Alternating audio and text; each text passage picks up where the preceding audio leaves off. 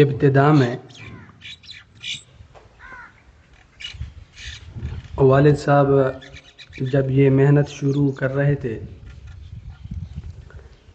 اس مبارک محنت کے آغاز کر رہے تھے، تو اس وقت وہ بالکل اکیلے میدان میں اترے تھے۔ ظاہری اسباب موجود نہیں تھے، کوئی مدرسہ، جماعت، رفقا اور حتیٰ کہ ہم بھی چھوٹے تھے، کوئی بھی ساتھ نہیں تھا، کوئی بھی پاس نہیں تھا، بالکل تنہا اس کام کو اٹھایا۔ فکر اتنی عظیم تھی جو سب کے سامنے ہے، دعوت اتنی عظیم تھی اس کی، اور اتنا ثقیل اور بھاری کام تھا، لیکن ظاہری اسباب پاس کچھ بھی نہیں تھے، لیکن ہمیشہ سے وہ ظاہری اسباب کو دیکھتے بھی نہیں، وہ اس کی ہر وقت نگاہ، اس کی ہر وقت نظر اللہ تعالیٰ جل جلالہ کی طاقت و قدرت پہ تھی، اور بہت زیادہ ڈرتے تھے اور ڈراتے تھے اس سے کہ ایسا نہ ہو کہ اسباب پر اعتماد آئے۔ وہ خالق اسباب، وہ رب العالمین جنہوں نے اسباب عطا کی، جنہوں نے یہ سارے چیزیں عطا کی، ایسا نہ ہو کہ اس اسباب کی وجہ سے اس عظیم رب کو، اس محسن کو، اس کو انسان بھول جائے۔ لیکن میں ویسی صورتحال عرض کرتا ہوں اپنے رفقا، اپنے ساتھیوں کو، اپنے دوستوں کو، کہ بالکل تنہا تھے، اور قدرتی اللہ تعالیٰ جل جلالہ کی طرف سے ہے۔ والد صاحب کے جو اس وقت کی پہلی جو گفتگو تھی، وہ بے انتہا تیز بولتے تھے۔ آپ لوگوں نے بارہا سنا ہوگا کہ اس وقت تمہیں کیا ہوں، میری فصاحت کی چرچے ہے، تو وہ تو یہ کہتے رہتے تھے۔ اور جو اس کے پہلے رفقا ہے، ساتھی ہے، آپ اس سے پوچھیے والد صاحب کے پوری بیان میں کوئی سمجھتا بھی نہیں تھا کہ کیا کہا انہوں نے، لیکن اپنے کام کا اتنا غلبہ، اتنی فکر، اتنا درد، اتنا کوڑن، اور بس بولتے تھے، دلوں میں انقلاب آ جاتا۔ لیکن اس کو زیادہ حضرت صوفی اقبال صاحب رحمۃ اللہ علیہ والد صاحب کو فرماتے تھے کہ آپ اگر کسی کو زیادہ نصیحت بھی نہ کرے، آپ گپ شپ کرے، مزاح کرے، کھانا کھائیں، تو آپ کی جو درد دل ہے وہ منتقل ہو جائے گی، کیونکہ درد ہے ہی اتنی زیادہ۔ تو اس وقت بالکل تنہا تھے، اور جب کام کا آغاز کیا، مجھے یاد ہے والد صاحب کی ایک خط ہے جو اپنے ایک دوست کو قطر لکھتے ہیں کہ الحمدللہ اللہ نے ایک ساتھی دیا، اللہ نے ایک ساتھی دیا، اور جس ساتھی کے بارے میں وہ لکھتے ہیں کہ فلاں دیا، وہ کوئی اتنا تکڑا سا نہیں تھا کہ یہ دیا، لیکن اس پہ وہ اللہ تعالیٰ کی شکر ادا کرتے تھے۔ والد صاحب کے ایک اصول ہے جو اصول زندگی تھی اس کی، اور ہمیں بھی اور اپنے رفقا کو بار بار سمجھایا اس کا۔ والد صاحب فرمایا کرتے تھے کہ جو آپ کے پاس موجودہ ساتھی ہے، اس کو اللہ کی نعمت سمجھ کر کے قدر کرے، اس کی ناقدری بالکل نہ کرے، اس کی بہت قدر کرے۔ جتنے کم صلاحیتوں کے ساتھی ہو، دوست ہو آپ کے ساتھ، جو آپ کے ساتھ کام میں اور جماعت میں تگ و دو محنت کر رہے ہیں، اس کی قدر کریں۔ اگر انہوں نے بے وفائی کی تو اللہ تعالیٰ جل جلالہ آپ کو اس سے بہتر ساتھی عطا کریں گے، آپ بے وفائی نہ کریں۔ یہ بڑی زبردست اصول تھی اس کی زندگی کی، کہ وہ کہتے ہیں کہ اپنے ساتھیوں کی قدر کرے، اس سے بے وفائی قطع نہ کرے۔ اگر انہوں نے بے وفائی کی تو اللہ تعالیٰ جل شکور ذات ہے، آپ کو اس کے مقابلے میں اس سے بہت اعلیٰ دیں گے۔ تو والد صاحب یہ بیماری کی آخری ایام ہے، میں ساتھ جا رہا تھا، یہاں راستے میں ہم جا رہے تھے، دونوں اکیلے تھے، ہم اکثر اکیلے سفر کرتے تھے، کبھی ساتھی ہوتے تھے ساتھ۔ تو ویسے ایک دفعہ اس موضوع پہ ہماری گفتگو ہوئی تھی کہ والد صاحب سے عرض کیا تھا کہ آج کل تو بس اسی کا دور ہے اسلحہ سازی کا، بس ہر ملک انسانیت کی تباہی کے اسباب تیار کر رہے ہیں، تو اس کے توڑ کی بھی ایک دوڑ ہونی چاہیے۔ اور یہ اس وقت فلسطین کا معاملہ شروع نہیں ہوا تھا، میں نے والد صاحب سے عرض کیا کہ آج کی جو دنیا ہے یہ ایک خاص نظام کے تحت جنگ لڑتی ہے، اگر جو ان کا طریقہ کار ہے اس سے خلاف کوئی جنگ لڑے تو اس کو پھر کامیابی نہیں ہوگی زیادہ، جیسے کہ ان کے رابطے کا نظام ہے، اگر آپ کا رابطے کا نظام اس سے ہٹ کر ہو تو پھر زیادہ کیونکہ وہ سمجھتے نہیں اس چیز کو، تو اس کا جو جنگی حکمت عملی ہے وہ مختلف ہے۔ تو میں نے والے صاحب سے عرض کیا کہ آج کا جو پورا مدار ہے جنگوں کا وہ رابطے پر ہے اور سگنل پر ہے، تو سگنل کے کاٹنے کا کوئی ایسا نظام ہو کہ تاکہ اس کے تو پھر نقشے تبدیل ہوں گے، کیونکہ وہ تو سارے اسی پہ کرتے ہیں۔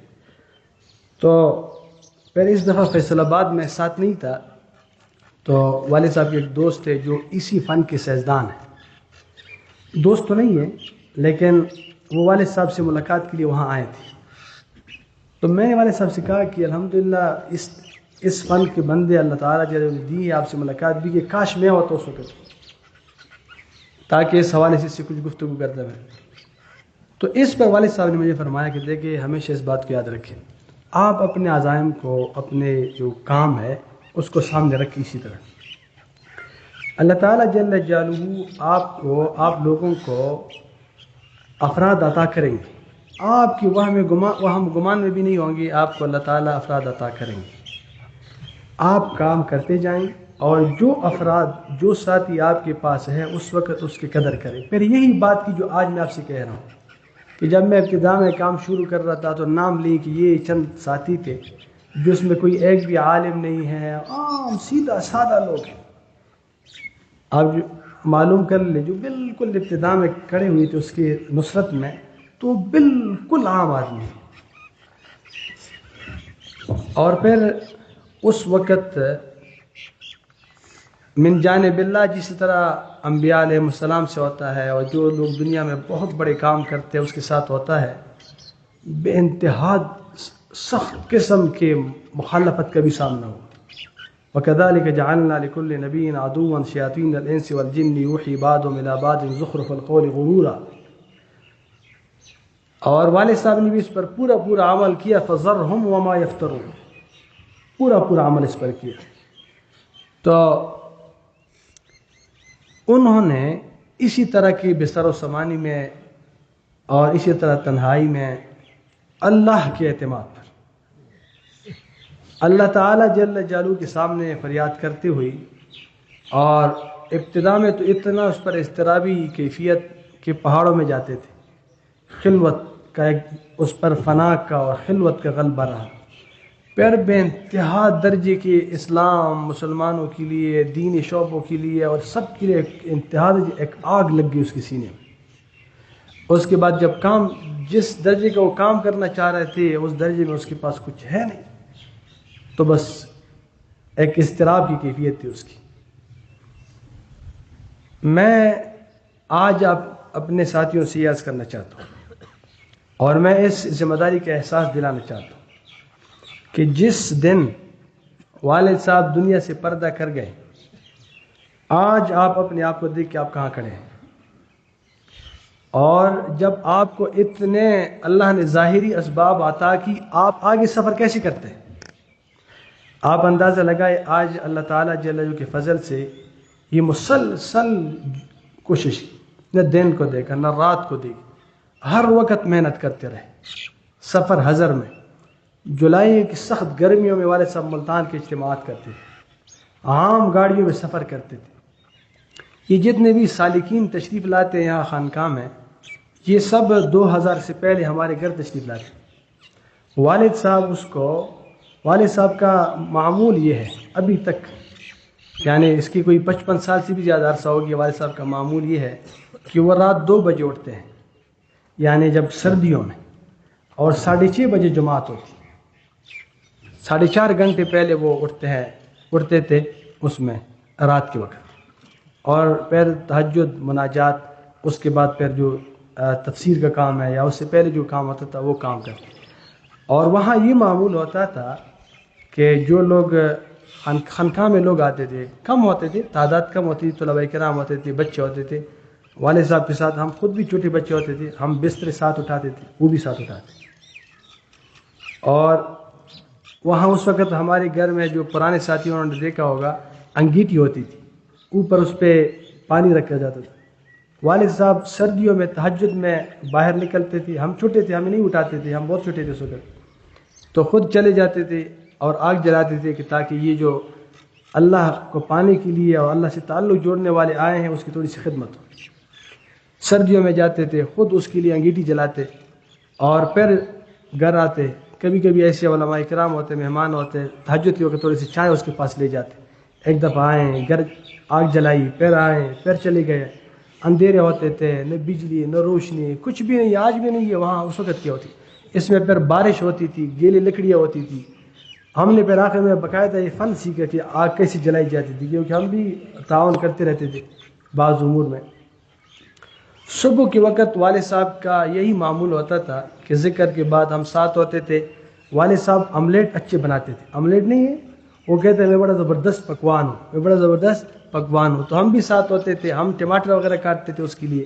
یہ باہر طلباء کرام ہوتے تھے، عام لوگ ہوتے، چھوٹے بچے ہوتے تھے، لیکن وہ اسی نیت سے آئے ہوتے تھے، ان کی مرید ہوتے تھے، لیکن اس کو پتہ نہیں ہوتا تھا کہ گھر میں کھانا کون بنایا ہو اس کے لیے. لیکن آج میں آپ کو بتا رہا ہوں جس طرح کہ میں نے کبھی بھی ممبر پہ بات نہیں کی. تو خود والد صاحب بناتے تھے، ہم بھی ایک ساتھ محنت کرتے تھے.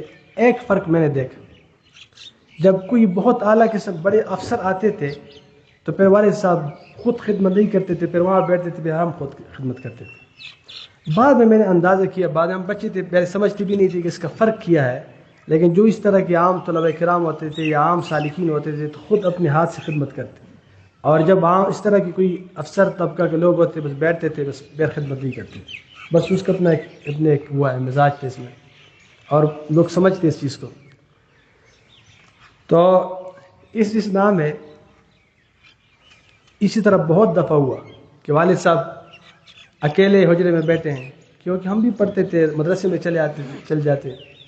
تو ایک دفعہ ایسا ہوا، میں حجرے میں باہر حجرے آیا تو ایک ساتھی آیا تھا، پتہ نہیں پشاور سے تھا، کہاں سے تھا، پریشان تھے. میں نے کہا کیوں؟ انہوں نے کہا کہ ایسا ہے کہ میں نے تو بہت غلطی کی.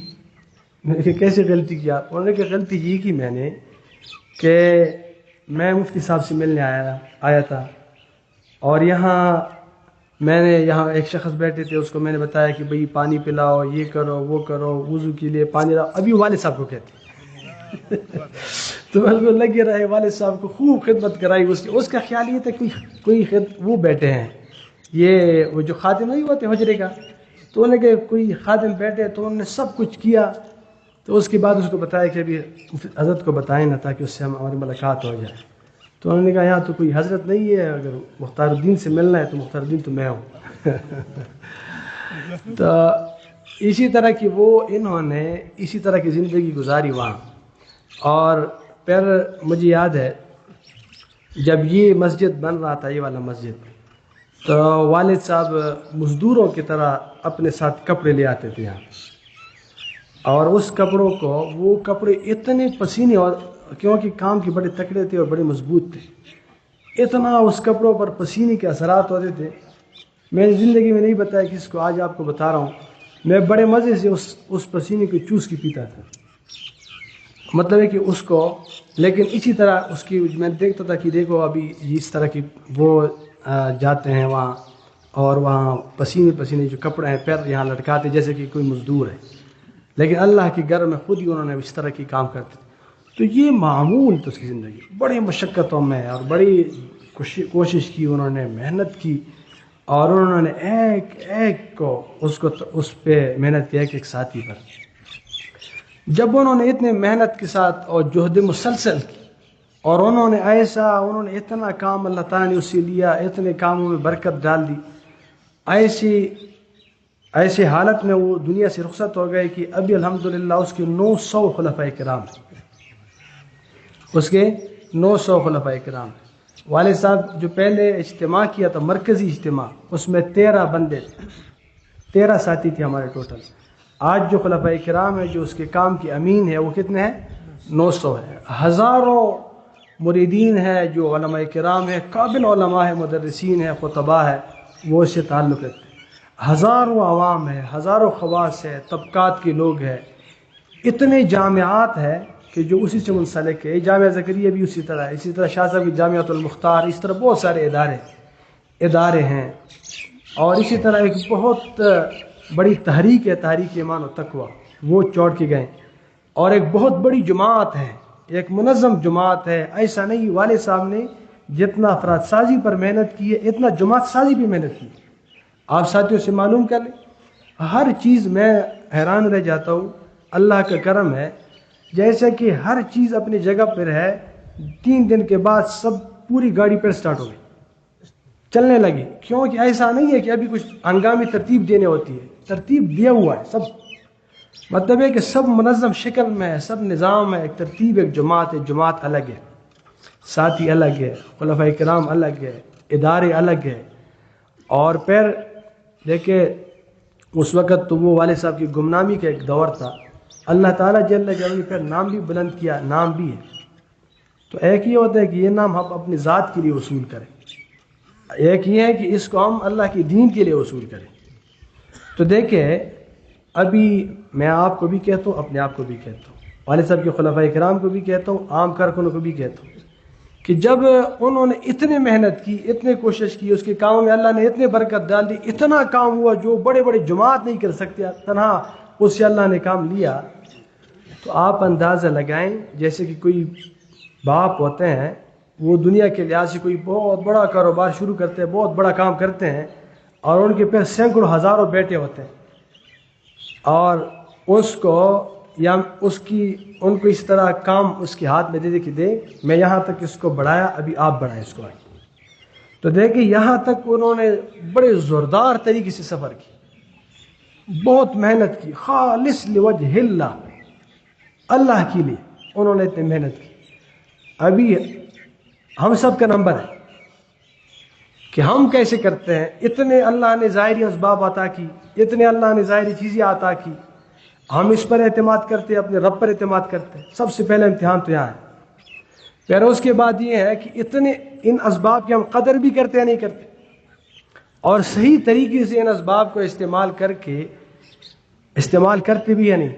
تو دیکھیں انشاءاللہ میں آپ سے یہ بات عرض کرتا ہوں کہ یقین جانیں اس پوری جماعت میں ساتھیوں میں اتنا ایک استعداد ہے، اتنی بڑی جماعت ہے، اتنی بڑی قوت ہے کہ اگر صحیح معنوں میں اپنے آپ کو پہچان لیں اور صحیح معنوں میں ہر کوئی اپنے استعداد کے مطابق میدان میں اتر آئے، تو یہ جو جماعتیں ہوتی ہیں پھر جو 20-30 سال میں جو سفر کرتے ہیں، جب اسی طرح متحرک ہوتے ہیں، پھر ہفتوں میں وہ سفر طے کرتے ہیں۔ آپ آپ دیکھیں گے انشاءاللہ اللہ تعالیٰ جل جلالہ اس کام کو اٹھائیں گے، اللہ تعالیٰ اس کی حفاظت بھی کریں گے، اللہ تعالیٰ اس کو پلائیں بھی۔ مجھے اندازہ ہے، میں جیسے کہ پہلے دن عرض کیا تھا کہ جو اس کی درد اور فکر اور رونا دھونا ہے، مجھے اللہ تعالیٰ اور اس کی جو مسلسل جدوجہد کوشش، اس یہی اللہ کی ذات سے امید ہے کہ اللہ تعالیٰ ابھی سی پوری دنیا میں اللہ نے پھیلایا۔ بانی کی زندگی میں بہت کم کام اتنا پھیل جاتا ہے، اس کی زندگی میں اتنا پھیلایا کام، آگے آپ دیکھیں گے انشاءاللہ اس کی منزلیں بہت دور ہیں انشاءاللہ۔ یہ اللہ تعالیٰ جل جلالہ وہاں تک پھیلائیں گے جہاں تک اس کی اللہ تعالیٰ جل جلالہ کی مشیت ہے اور مرضی ہے، جہاں انہوں نے اللہ سے مانگا ہے۔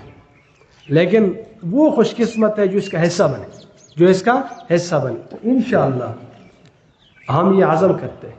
میں اپنے دل کی بات عرض کروں، یہ تو اللہ کی اتنی زیادہ نعمتیں ہیں، اتنے زیادہ ظاہری اسباب ہے، اگر تنہا بھی ہوتا پھر بھی موت تک اسی مشن کو جاری رکھتے، اسی پہ انشاءاللہ قائم دائم رہتا۔ اللہ تعالیٰ قائم دائم رکھے، انسان اپنے دل اللہ کے ہاتھ میں ہوتے۔ ربنا لا تزغ قلوبنا بعد اذ ہدیتنا وہب لنا من لدنک رحمہ انک انت الوہاب۔ لیکن میں عرض کرتا ہوں کہ ابھی انشاءاللہ ہم پوری جماعت بحیثیت جماعت، ہم اس کی فکر کو، ہم سب اس کے اولاد ہیں، ہم ایک انشاءاللہ۔ والد صاحب ایک بات عرض کرتے تھے بہت دفعہ، مجھے بار بار وہ بات یاد آتی ہے اور مجھے اس کی تعبیر بھی یاد آتی ہے. والد صاحب بہت دفعہ کہتے تھے، بڑے حسرت سے کہتے تھے اور بڑے شوق سے کہتے تھے. کبھی چھوٹے بچوں کو دیکھتے تھے، کہتے تھے کاش یہ میں اتنا ہوتا چھوٹا، لیکن جو درد اور جو فکر ہے وہ فکر یہ ہوتا جو ابھی میرے ذہن میں ہے، لیکن صلاحیتیں اور جو میری باڈی ہوتی اس طرح کی چھوٹے سے ہوتی تاکہ میں کام کرتا. تو اس کی تعبیر میرے ذہن میں آئی کہ والد صاحب تو چلے گئے اس طرح، لیکن اس کی جو ساتھیوں نے جو درد محسوس کیا، تو اس میں میرے خیال میں جتنی بھی نوجوان ہیں بہت زیادہ ہیں، نوجوان ہیں، علماء ہیں اور مختلف لوگ ہیں. اللہ تعالیٰ جل جلالہ نے وہ جو درد ہے اور وہ جو فکر ہے وہ منتقل کیا ہے. وہ ایک سمجھتے تھے کہ میں اکیلا ہوتا، انشاءاللہ اللہ نے ہزاروں اس طرح کی دی ہے کہ وہ یہی درد رکھیں گے، یہی درد رکھیں گے. تو انشاءاللہ ہم باقی جو اس کی جو فکر ہے اور اس کی جو سارے کام ہیں، خواہ اس کی جامعہ ہے یا خواہ جتنی بھی کام ہے، انشاءاللہ اسی کو چلائیں گے. اللہ تعالیٰ ہی چلانے والے ہیں. دیکھیں ہمیشہ والد صاحب کتنے تلقین کرتے تھے کہ جس موقع پہ آپ لوگوں نے کہا کہ ہم کریں گے، بس وہی کیا ہے، وہی یہی سے خطا ہے. سب کرنے والا کون ہے؟ رب العالمین ہے. اللہ تعالیٰ جل جلالہ ہے. اس کاموں کی بھی محافظ وہ ہے، ہماری بھی محافظ وہ ہے، ہمارے دلوں کی بھی نگہبان وہی ہے. لیکن ہم عزم ضرور کرتے ہیں، ہم ارادہ ضرور کرتے ہیں، ہم اللہ سے عہد ضرور کرتے ہیں کہ انشاءاللہ ہم کریں گے. ہم کیا کریں گے؟ ہم اسی کو کریں گے انشاءاللہ. انشاءاللہ بڑے زور و شور سے اللہ کے فضل سے رمضان بھی اسی طرح ہی ہوگا، انشاءاللہ اعتکاف بھی اسی طرح ہوں گے. یہ سارے بہاریں قائم دائم رہیں گے انشاءاللہ اللہ تعالیٰ کے فضل سے. وصلی اللہ تعالیٰ علی خیر خلقہ محمد و آلہ و صحبہ اجمعین.